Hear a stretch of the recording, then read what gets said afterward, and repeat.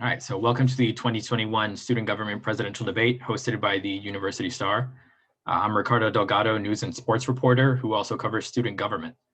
Val, could you please introduce yourself? Hello, I'm Valeria Torrealba. I am the opinion editor and public relations assistant at the Star. And I'd like to go ahead and allow both of our candidates to introduce themselves. So, candidate Gryce, can you please describe yourself, your experience, and your platform? What's up, y'all? My name is Andrew Gryce, and as you know, I'm running for student body president. For general experience, been involved in the school in general ways, like through student government, but I don't want to go into the specific roles of student government that I was specifically involved in. So, fraternity, involved in student government, and All right, candidate Vega.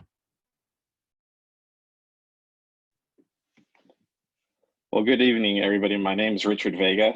I'm running for student body president. I'm an economics major. This is my second semester at Texas State. Previous to that, I worked for Senator Amy Klobuchar on her campaign. And before that, I worked in Washington, D.C. for Congressman Chuy Garcia. And before that, I was a student at ACC. I was majoring in engineering. So definitely something different from economics. The reason I'm campaigning to be the student body president is because, I believe that there's a lot of students whose voices are not heard, and the student government provides, I've been privileged enough where I have the time to run for something like this, and that I believe that with that privilege, I should stand up and provide a voice for those that aren't heard. And that's why I'm running for student body president. All righty, thank you guys. So going from 5 to 6 p.m., we will cover 3 umbrella topics. They're going to be 15 minutes each. We will cover COVID-19, diversity and inclusion, efficacy of student government, ending with a 15-minute lightning round for any additional questions to allow the candidates to make their final remarks to students as well. Each of you will have 2 minutes to respond with a 10-second grace period before you mute you. And should a candidate wish to respond to the other question, they will have a minute to do so. The event will also be uploaded to YouTube once it concludes. Should viewers have any additional questions, they may submit their questions utilizing the Q&A format of the webinar. That being said, we're going to go ahead and move on to our first block of questions, COVID-19. And this one is for candidate Gryce. In a February 8 meeting, the resolution to bring in a breath of fresh air was discussed. This resolution called for students to have the freedom to remove their face coverings should they properly social distancing. What exact procedures and guidelines are you advocating for when it comes to COVID-19 protocols on campus?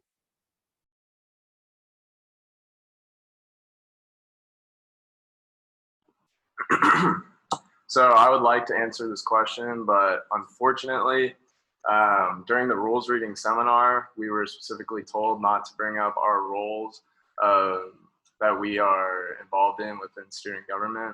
So I'm going to refrain from answering that question just because it's during the campaign period and I don't want to fall into any problems. Thank you. All right, so just to follow up on that, could you answer the part of the question that indicates what are your exact procedures and guidelines you envision should you take the office of president of student government for COVID-19? What guidelines would you advocate for? I'm sorry, but again, wait, can you repeat your question? I didn't. What health and safety guidelines would you advocate for were you elected to the office of student body president? Okay, well, I'm actually glad you brought that up because one of my big platform points is a segue back to campus from COVID. So as of right now, we're doing a great job as far as socially distancing and quarantining, and we haven't had a lot of spread. Denise Trott said that in the Senate meeting, I believe last week. I believe that we're having great progress as far as vaccines, and I do want to see those the vaccinations implemented if they get progressed enough.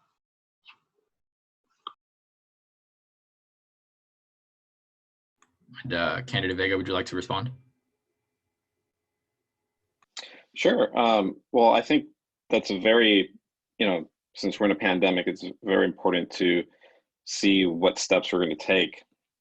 I think that we should continue, using face masks until every student is vaccinated. Again, the face mask is not to, help you. It's actually to prevent your spread to other students. So, every student goes somewhere different during the time that they're not on campus.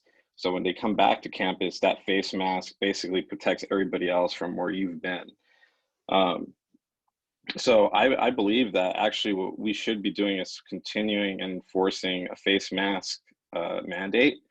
And on top of that, I believe that this president of the school has said that there's going to be vaccines being provided to the university soon. And I think that one role that student government should, start to do is actually start collecting names, asking what kind of information, asking people who are more vulnerable, people whose jobs require, if they work in the restaurant industry, they might need that vaccine more than somebody who just comes to school, goes home, and also any students that have any vulnerable populations at home as well. So yeah, that's my plan. That's what I. So in your opinion, as a Candidate Vega, we'll start with you this time. What do you see as a reasonable return to normalcy? What is normalcy for you on campus? Well, I believe that normal is a very, it just depends on who you are.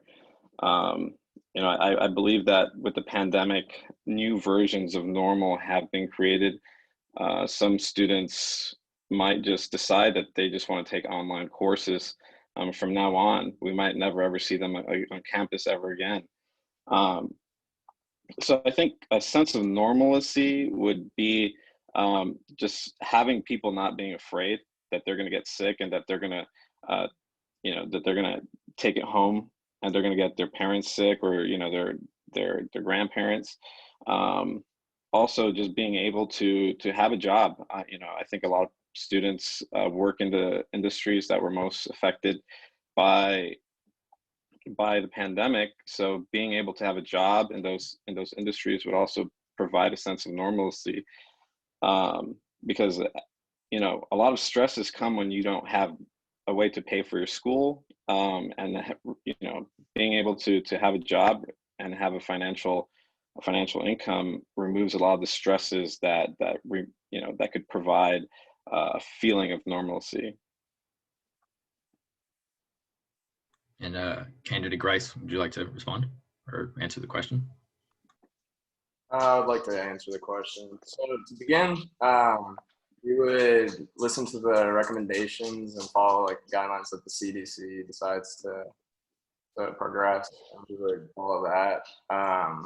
But my second platform point, a segue back to campus, I'm going to reference that again.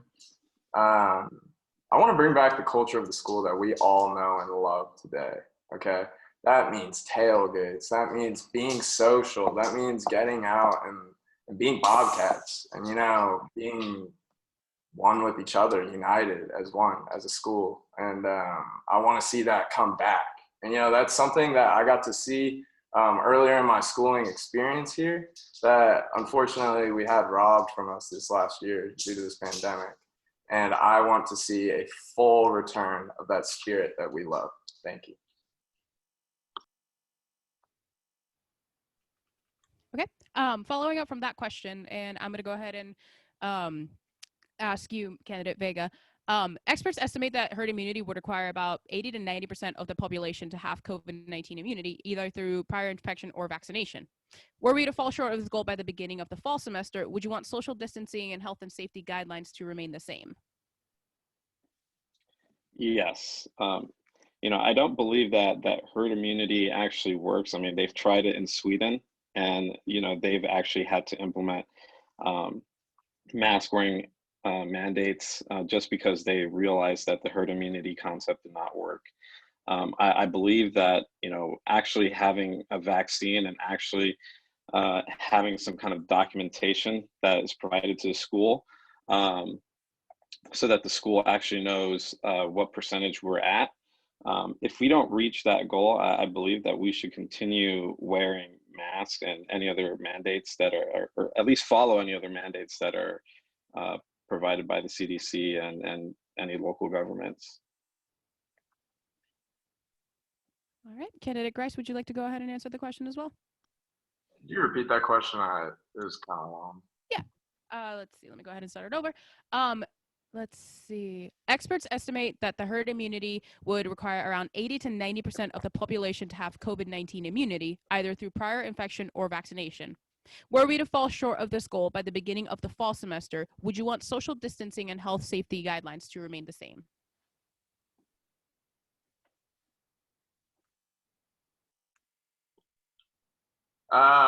Once again, we're gonna prescribe to the Surgeon General by the CDC, follow their whatever guidelines that they decide.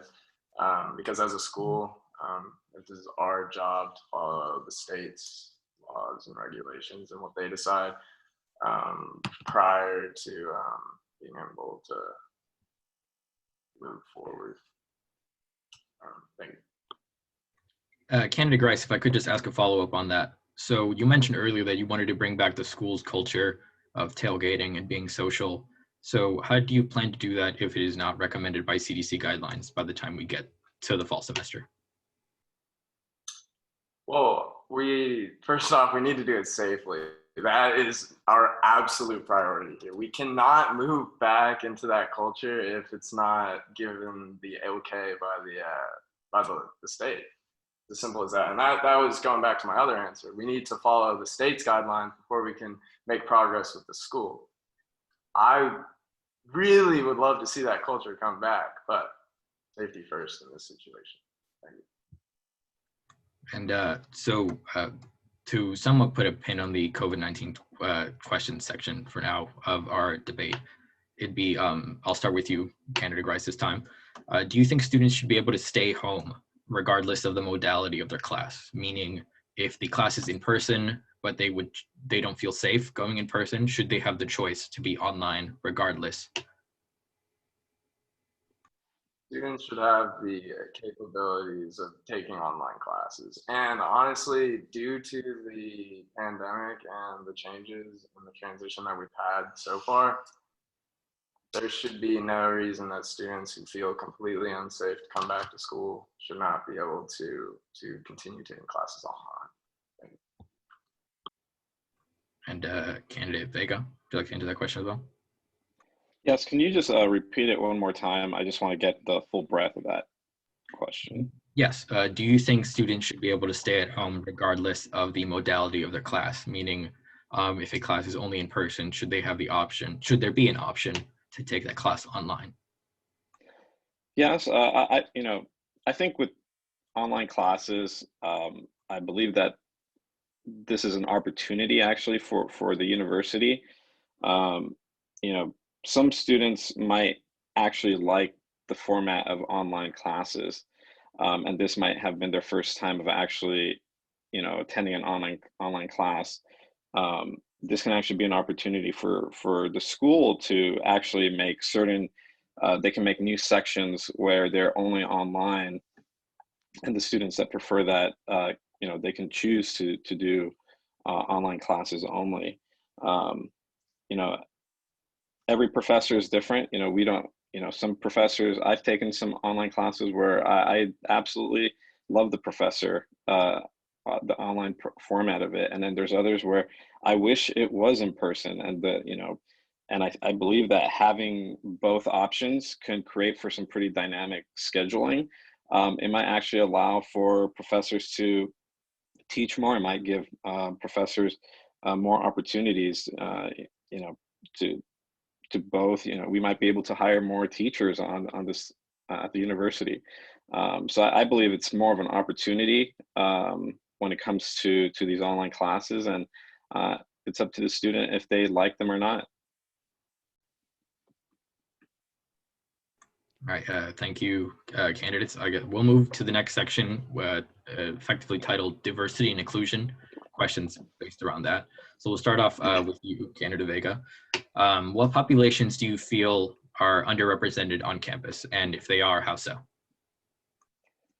Well, it's a little bit hard considering that, you know, for the last year, we've been on a lockdown. So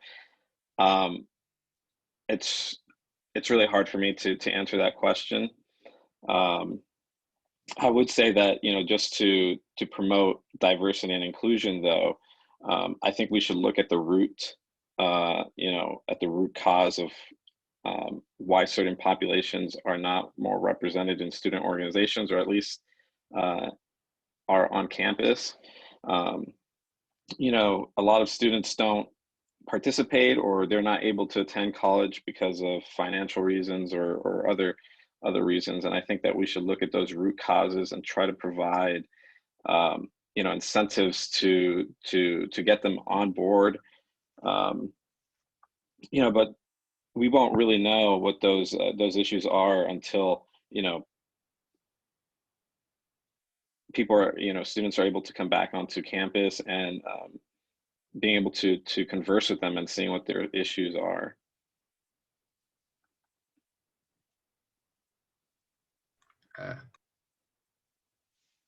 Candidate Gryce, would you like the opportunity to answer that question as well? Yes, could you repeat it again one more time, please? So what populations do you feel are underrepresented on campus? And if so, how? Okay, so first I'd like to say I acknowledge my privilege as a white male. Moving forward, my ticket, like my slate, Bobcats Alliance, is a very diverse group of individuals.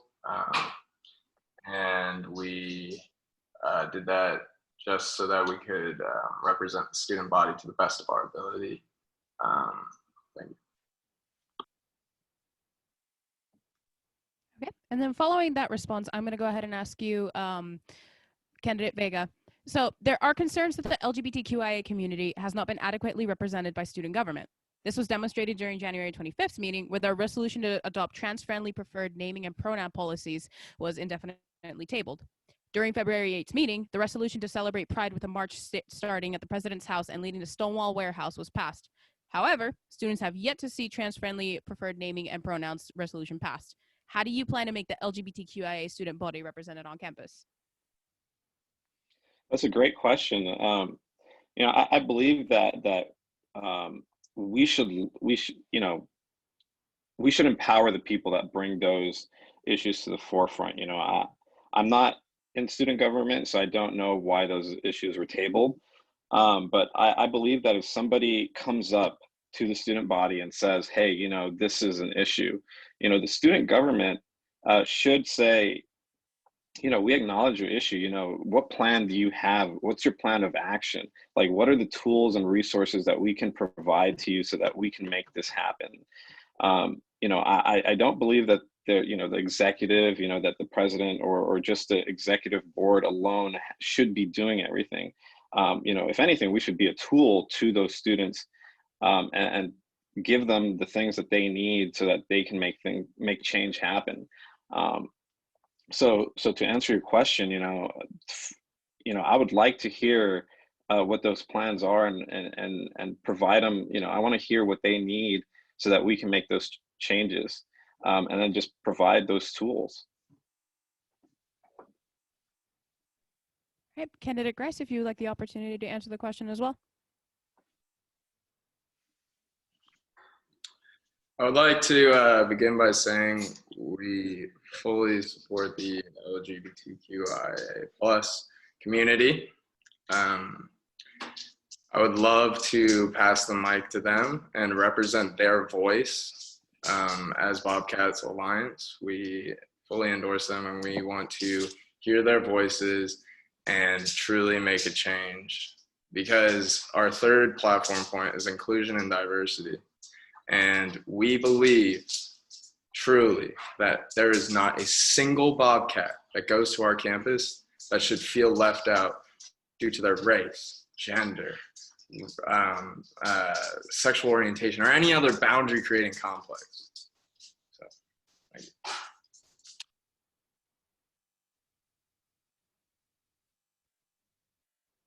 So just quickly, candidate Gryce, I know you said you wouldn't speak. It was protocol not to speak on procedures of student government.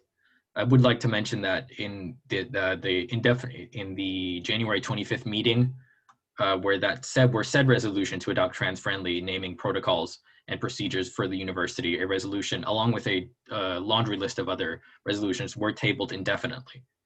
And you were a part of that vote to table those things indefinitely. Unfortunately, as I mentioned earlier, during the rules reading seminar, we were told not to bring up our role in student government during the campaign period, and I do not want to break any rules. So I'm gonna refrain from speaking on that. Thank you. Oh, okay, I understand that. And I just wanted to, the question I would want to ask on top of that, that wouldn't be speaking on top of that, would be that would that affect any attempts moving forward? Not that, but you do plan to put some sort of plan in place were you to be elected to this office that would include some sort of trans-friendly naming protocol. The legislation that was previously tabled by your vote and the votes of several others, would legislation similar to that be passed? Once again, I'm going to refrain from answering this question due to what we were told specifically during the rules reading seminar, not to mention our role in the student government as of right now. Thank you. Okay, I understand. So,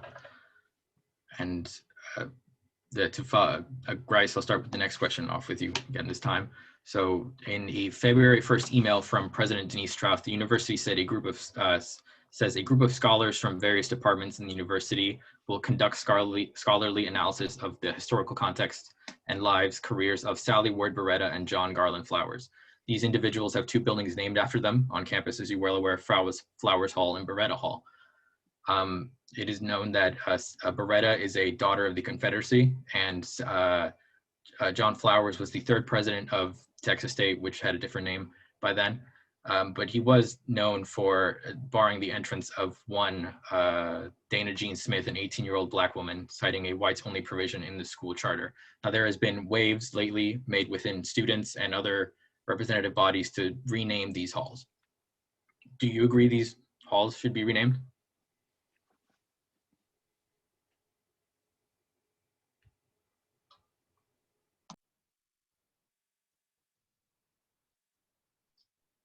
This is currently a piece of legislation that's ongoing in the student government. However, I would like to say that our third point is inclusion and diversity.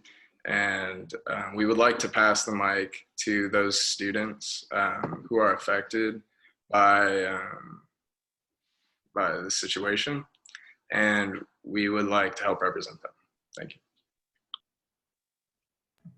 So candidate Vega, would you like to answer the same question? Oh, absolutely.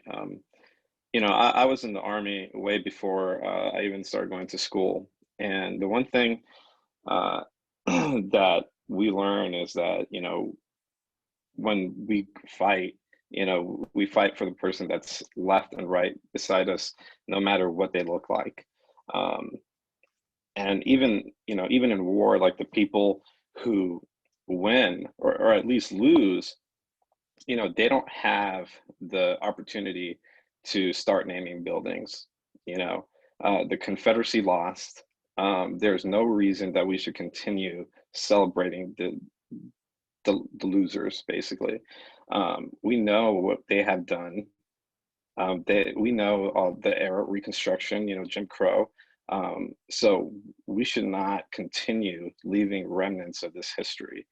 You know, it could be read in a history book, but it should not be celebrated by putting the names of those people on the buildings. So I definitely would look forward to having those buildings renamed. I would leave it open to the student body to see what kind of names that they would like to provide as options for renaming those buildings. All right. And I'm going to go ahead and frame this question over to candidate Gryce.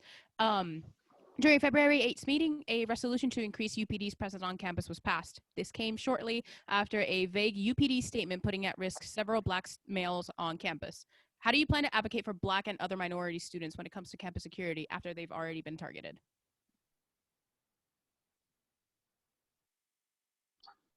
Once again, I'm going to reference my third platform point of diversity and inclusion. I want to see every single Bobcat accounted for and heard and represented above all. I would like to hear from those students and move forward from there. So we'll look further into that as we progress. Thank you. All right, candidate Vega, would you like to go ahead and answer the question as well? Can you just repeat the question one more time? Yeah, absolutely. So during February 8th meeting, a resolution to increase UPD's presence on campus was passed. This came shortly after a vague UPD statement targeting and putting at risk several Black males on campus. How do you plan to advocate for Black and other minority students when it comes to campus security after they have already been targeted?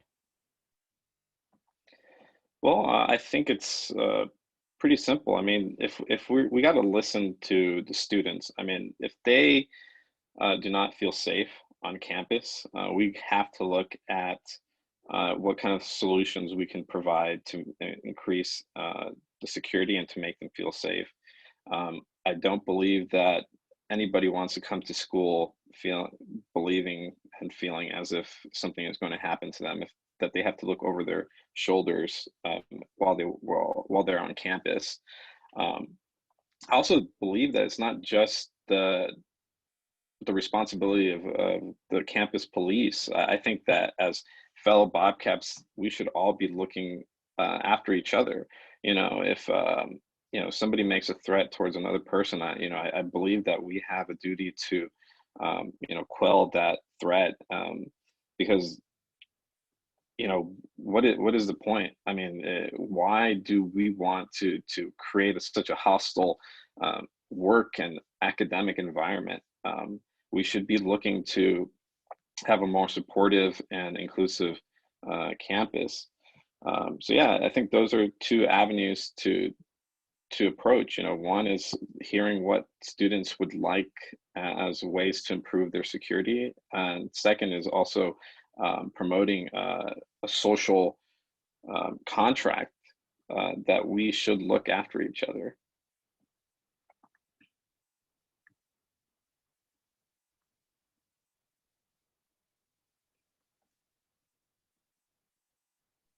All right, thank you both for your answers. And with that, we are going to conclude the diversity and inclusion section of this debate, and we are going to go ahead and move on to the betterment of student government. Candidate Vega, my question is, student government has a history of internal conflict amongst its members, including several resignations, one impeachment preceded by sit-ins and protests, and recent frustration in the aforementioned January 25th over a mass indefinite tabling of legislation. How do you plan to unite the organization as a whole and better serve the student body regardless of internal conflict? Well, so I was student body president at ACC, and in 2016, right after the ACC, the Austin Community College, right after the 2016 election, and tensions were super high, between Republicans, Democrats, Hillary and Trump. I think that the best way I was able to resolve that issue was putting aside our personal agendas.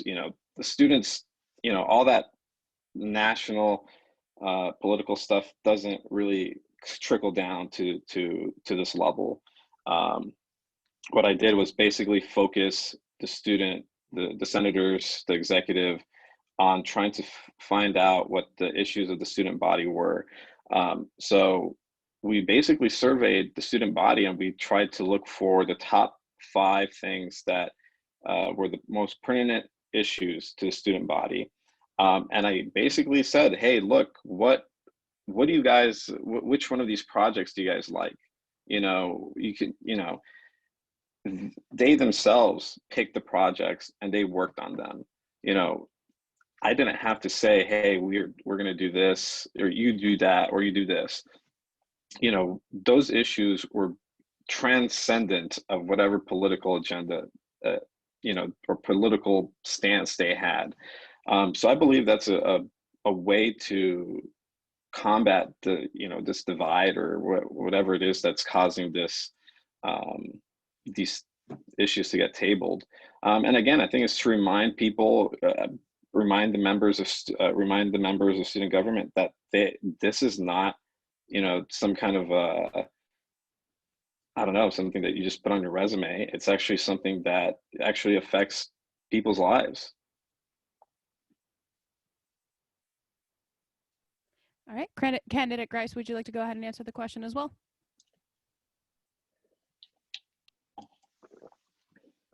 Well, so when it comes to improving student government, especially when it comes to like internal conflicts, you can look to our last platform point, bettering student-led organizations resources. We look to bolster every single student-led organization. We want to make it easier for connections and like talking between, or bad choice of wording, but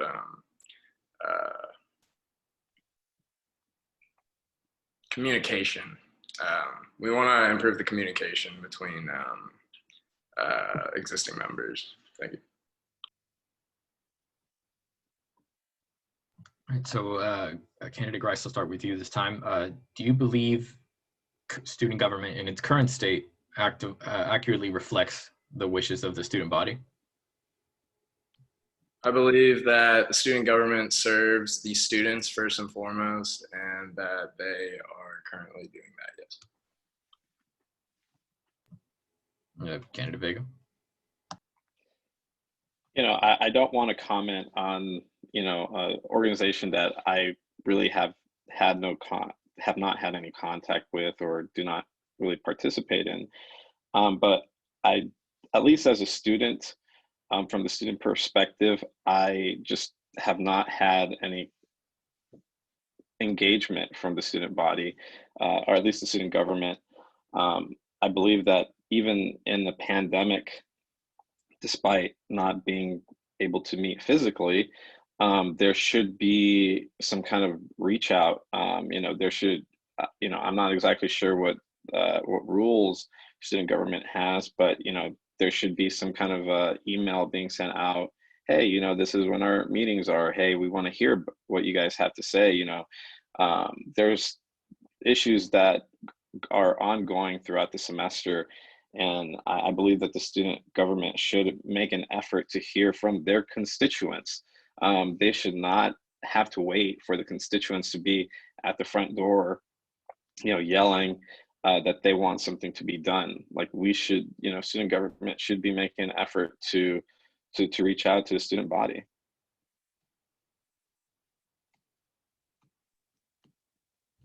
Okay, and candidate Vega, do you believe that's in its current state, does the student government accurately reflect the wishes of the student body? Again, I mean, I just want to repeat, you know, I have no, you know, I have not been part of that organization, and I haven't had any kind of contact, but I would just say that at least from this debate, from what I've heard, you know, I would say that it hasn't. I mean, if it has been tabling issues, you know, to table an issue means that they either don't want to talk about it then, or you know, they don't have the will to want to tackle it at that moment. You know, I don't believe that that is how things are, you know, that's how things should be done. There should be courage to actually tackle these issues and get things done. You know, if their egos are getting in the way, I think they need to step aside and let people who want action to get, you know, if they want to step aside and let the people who want to make change actually be in those positions and act. Candidate Gryce? Can you repeat the question one more time? Sorry. Yeah, I'm gonna actually go ahead and reword it. Is student government an effective governing body? Like, does it accurately represent the wishes of the student body at the moment? Yes, it does. I 100% believe it does. However, there's always room for improvement. And our alliance, the Bobcats United Alliance, is fully on board with improving the student government. Candidate Vega, I'll start with you. So do you view student government, Texas State, I know you have experience previously in student government in a different institution, but do you view student government at Texas State as an underpowered governing body? Do you think its scope could be expanded, or should it be limited further? Well, you know, again, I don't have any experience with what the powers of student government here are. Yeah, but I will use the example of the previous student government that I was in. You know, there the student government did not have any funds that they had control over. You know, but we were still able to communicate our projects to the administration and get them going. I would just say that if student government here is not even able to do that, you know, you know, present projects and present like the issues that were brought up by the student body to the administration, then that would be something that needs to be added to the powers of student government, because that is its essential role. You know, I believe that it should also have some kind of a budget, you know, to organize or events. You know, it should be able to. It should have some kind of access to the student body's emails. You know, not personally, but there should be some kind of mailing list that the student body should be able to use as a way to communicate with the student body, the very constituents that they represent. I think those are essential. You know, and again, I don't know the scope of the power here, but those would be the three essential powers of student government. You know, being able to communicate with the student body, being able to present to the administration the issues, and then also have some kind of budget.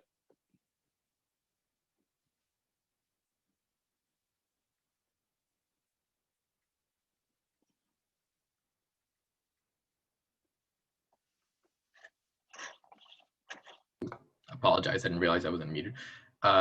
Candidate Gryce, I'll ask you the same question. Do you view student government as an underpowered governing body, and should it be limited further, or should its power be expanded?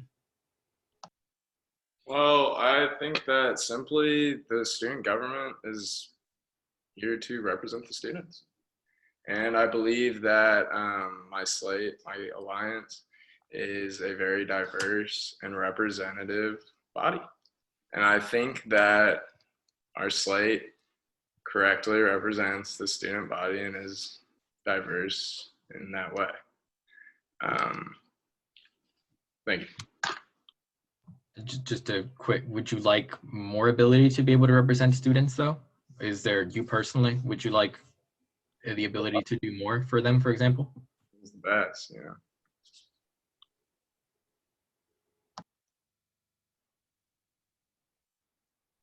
Okay, and then that concludes our Betterment of Student Government round.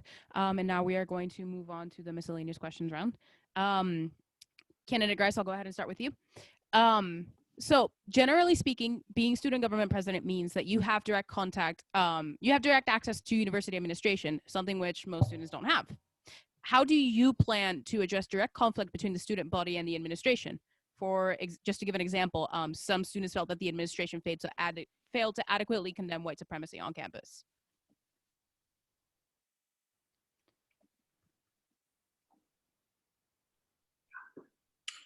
All right, well, wait, could you repeat it one more time? Sorry.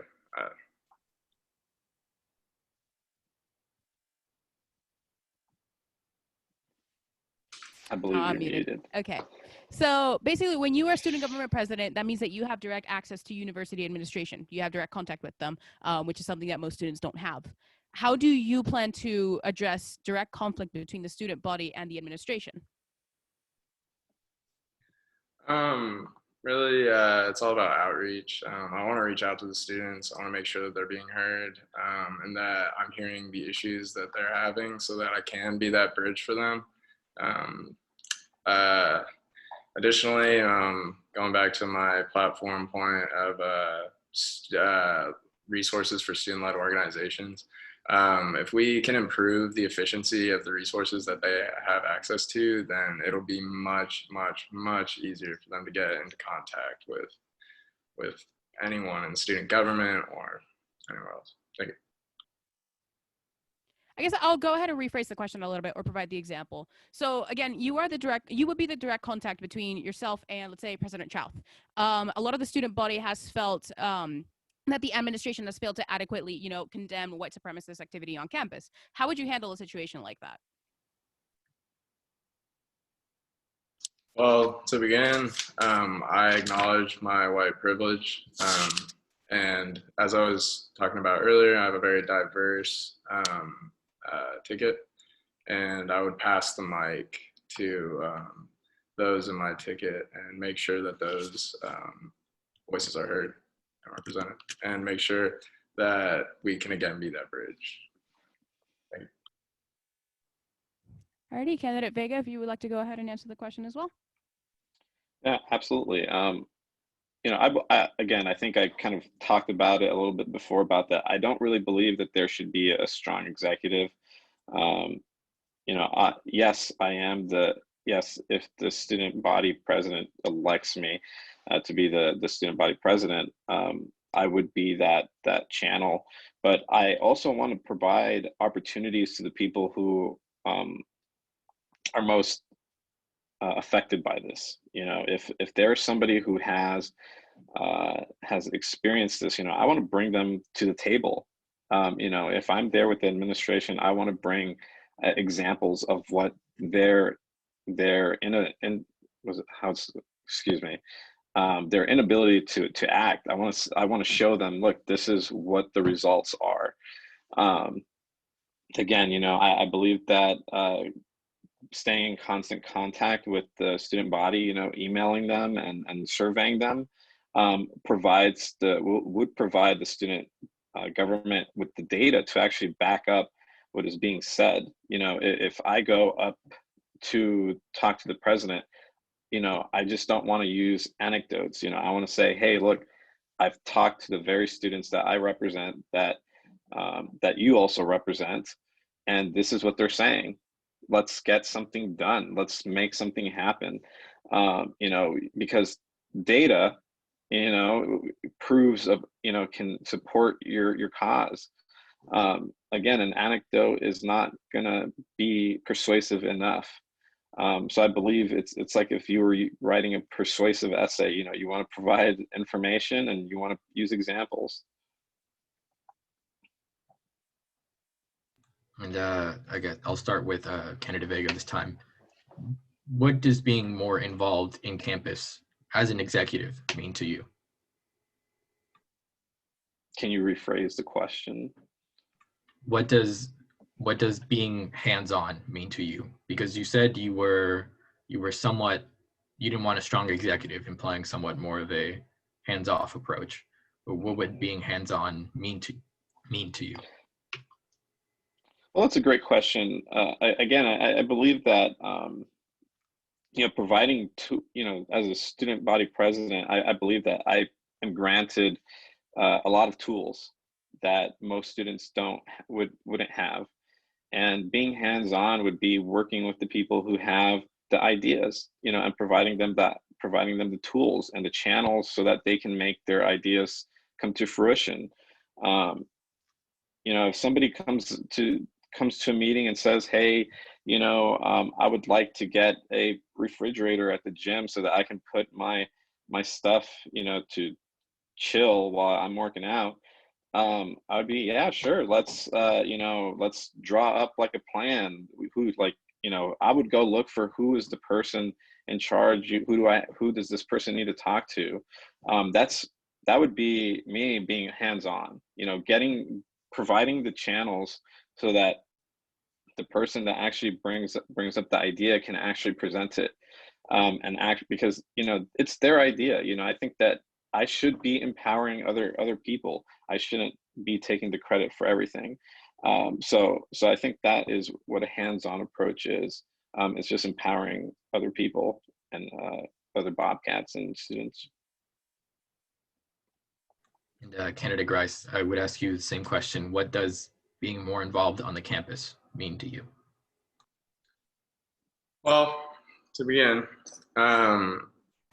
we need to increase our outreach. To be able to truly be that bridge for the students, we need more outreach, which could be in the form of emailing, even roundtables. Roundtables, if we just have more roundtables, that's like the perfect place for students to like be able to have like a real conversation with those that may seem out of reach, as you guys were mentioning earlier with the executive. And lastly, it would be implementing our platform. So, making mental health awareness, making the resources for mental health awareness better, segueing back to campus, whenever the time comes that CDC allows it, inclusion and diversity, and then student-led organization resources. Thank you. So this question here is from the audience, provided by an anonymous audience member. Is what are your plans for bettering the first year experiences for incoming students? And I'll go ahead and start with Gryce this time. Did you send me? Sorry. So the first year, could you repeat it? Sorry. Yes. What are your plans for bettering the first year experiences, or the first year experience for incoming students? Okay, well, first off, outreach again. We want to get everyone involved, as involved as possible, with the culture of our school. And really, this one really depends on how the pandemic really evolves over time.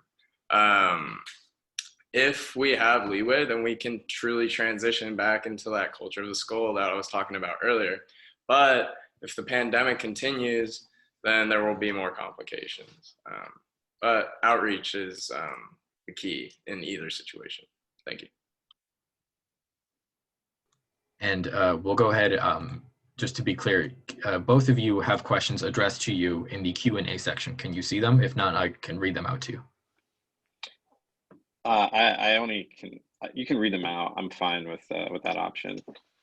Okay, and one addressed to you, candidate Vega, is can you expand on your presidential role at, well, it says TCU here. I'm assuming it means ACC as well, but okay. Yeah, and your outcome, how it ended up going for you. Well, so I was the student body president at Austin Community College. It's the community college in Austin. It was a three-way race. I won. And like I said, the plan that we took was to survey the students. The biggest issues that we ended up finding out was that the students wanted there to be feminine hygiene products like tampons in the bathrooms, or at least more accessible. That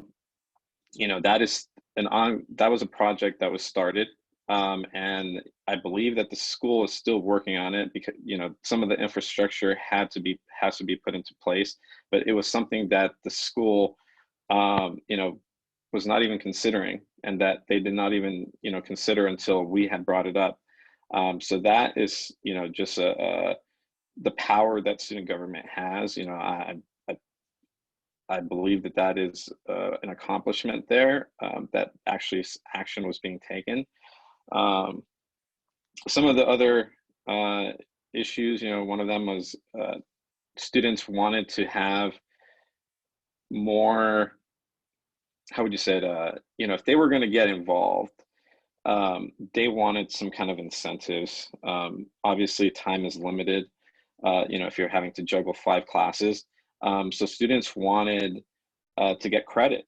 if they were going to participate in some kind of government, if there's going to be a speaker, if they wanted credit. I don't think it's such a bad idea. We got with the government department, and we just said, hey, like, can you give students credit for going to these things? And yeah, they did it, and that was expanded to every other department.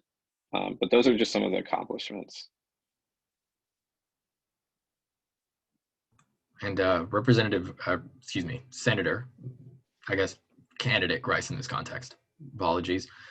This is a question from an anonymous attendee. It says, it is essential for politicians and students to be held accountable for their actions and inaction. Why would you not be specific and stand by your decisions of voting against essential LGBT issues and then advocate for their voices to be heard? I would love to answer this question, but once again, unfortunately, during the rules reading seminar, I was told specifically not to talk about my role in student government during the campaign period.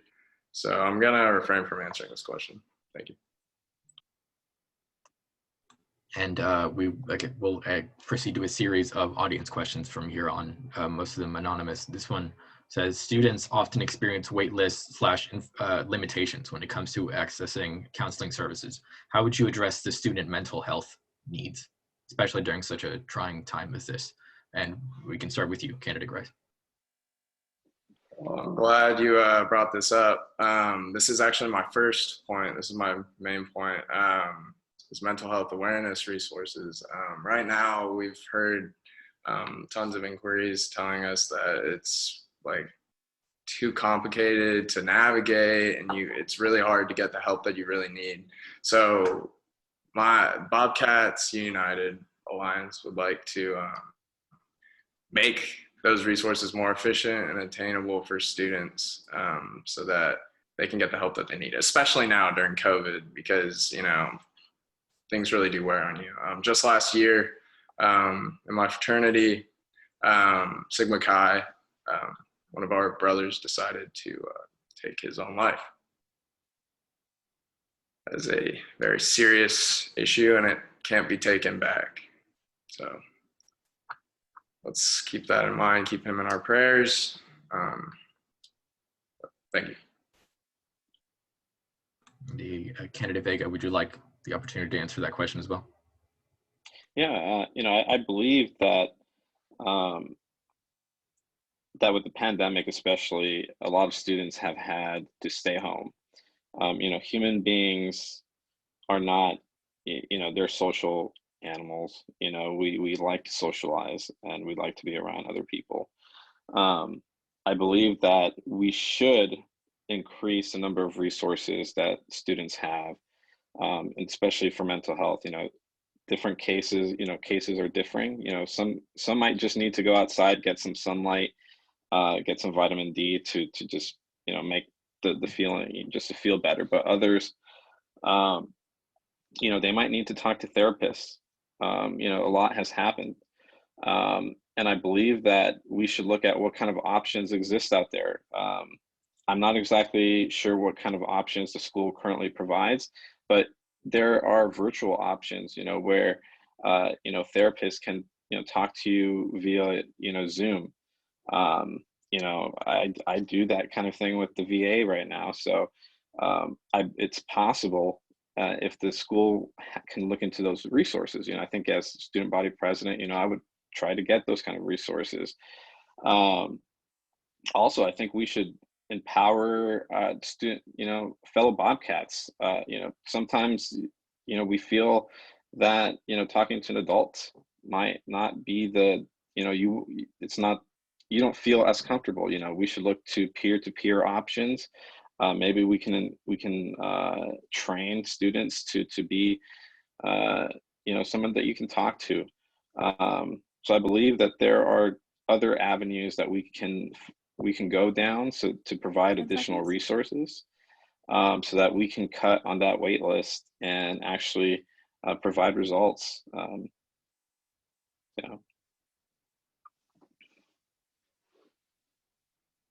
Yes, and we'll answer another audience question real quick.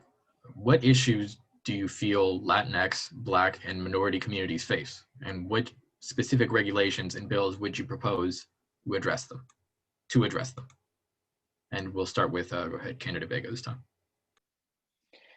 Well, I don't have data to say, you know, what are the most pertinent issues. You know, I would love to get, you know, survey students and actually see what their issues are.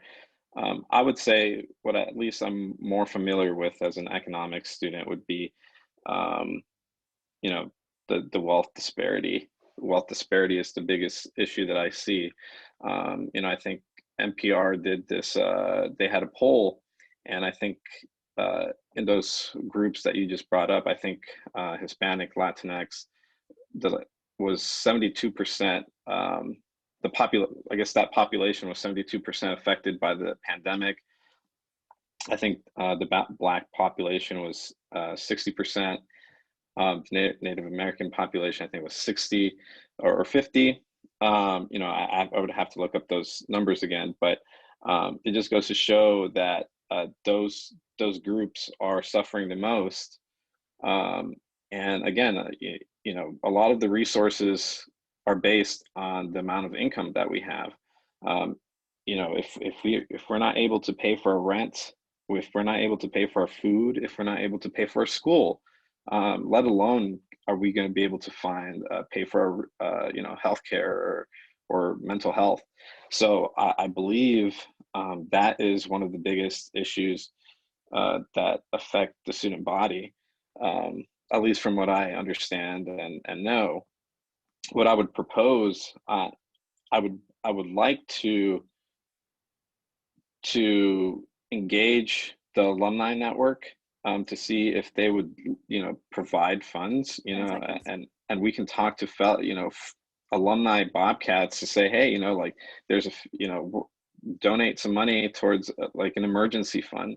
I believe that the president already has, you know, the Bobcat Cares emergency funding, but I believe that we should tap into our alumni network, the local, you know, local businesses, and see what kind of other funding and resources they could provide to our student body. And candidate Gryce, I'll go ahead and ask you the same question, and I'll repeat it because I know it's been a while. So what issues do you feel the Latinx, Black, and minority communities face? What specific regulations and bills would you propose to address them? Well, I'm gonna begin by bringing back up the point that my slate is a very diverse, and so I'm gonna pass the mic and represent those individuals through the other people on my slate, because I understand that I will not be able to represent them in the best way, and that's why I have other individuals on my slate to be able to represent them, to be quite frank. And not only that, I'll bring it up again, our third platform point is inclusion and diversity. We truly believe that every Bobcat, regardless of race, religion, gender, sexual orientation, whatever it is, should be accounted for and heard and represented. And so, yeah, we'll pass the mic to you. Thank you. And go ahead and answer another question from the audience, and we'll start with you, candidate Gryce, this time. How do you plan to better the Title IX process and ensure students get the support and help they need?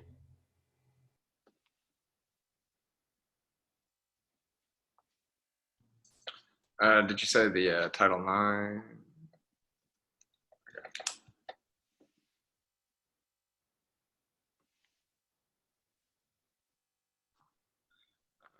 Once again, I'm not completely fit to represent that demographic, but my diverse slate, I have females on my slate, and they would be more than willing to accommodate that situation.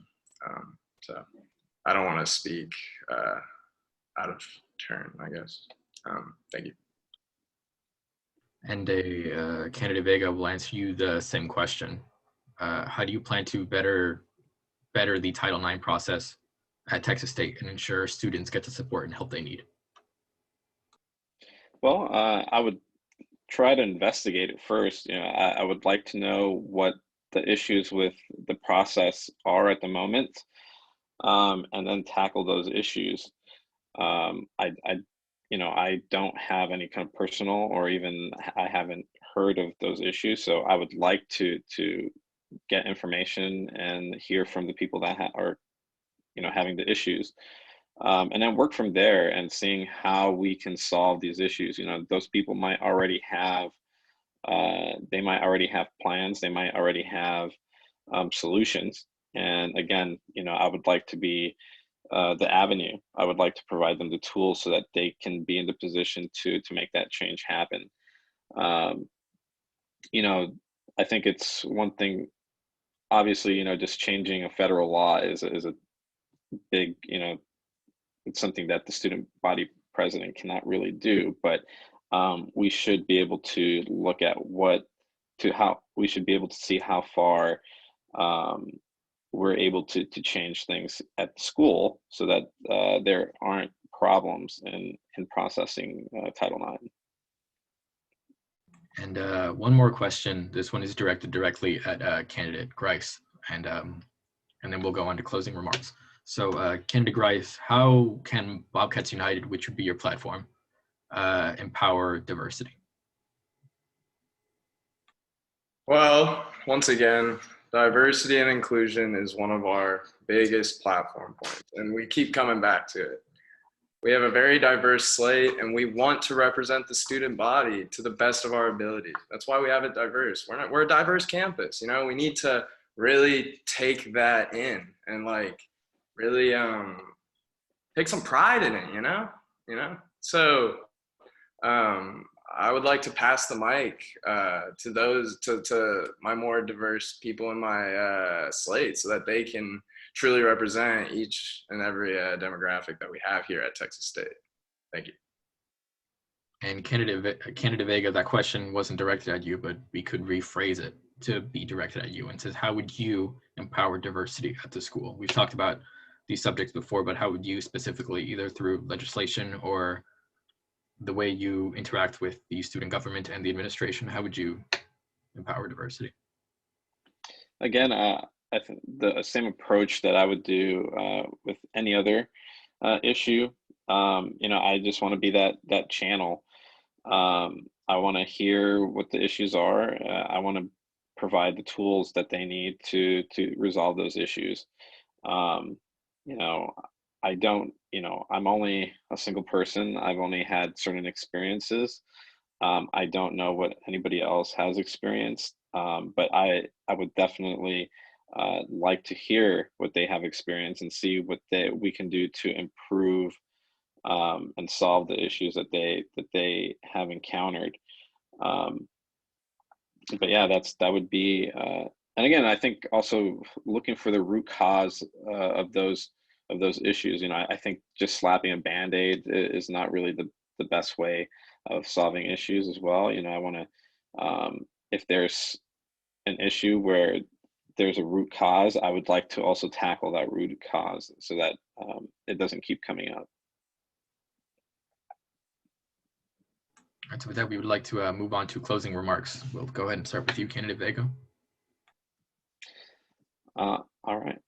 Well, I just want to say thank you for having me on the debate. And it was great hearing Andrew Gryce speak. I'd look forward to campaigning. But I just want to say that the reason that I'm doing this is not because I want to put this on my resume. I think from what I said at my intro, there's plenty on there already. I just believe that from my experiences in life, a lot of people have issues that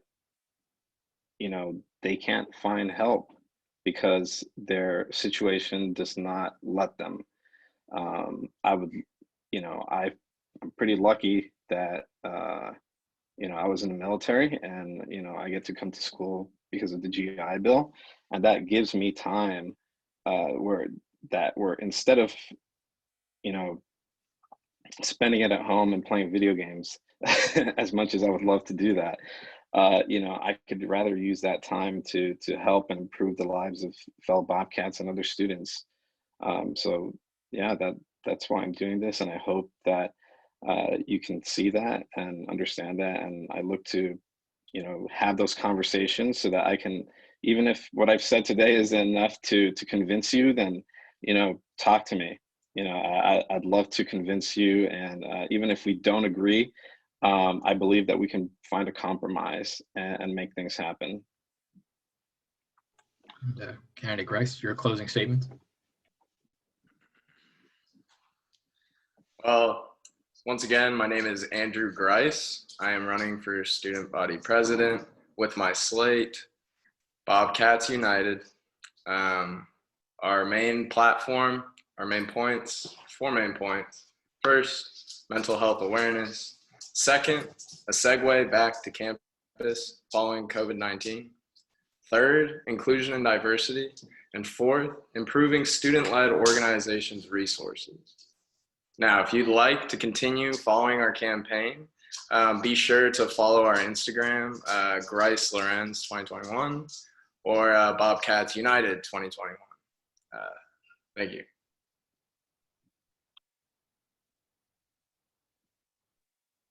All righty. And then with that, we will conclude the student government presidential debate. Voting for this election will begin February 15th, and it will conclude on February 17th. We appreciate your time and effort. I thoroughly enjoyed getting to get to know a little bit more about the candidates. But yeah, thank you guys for coming in, and we hope, we wish that you all stay warm and safe out there. So thank you all.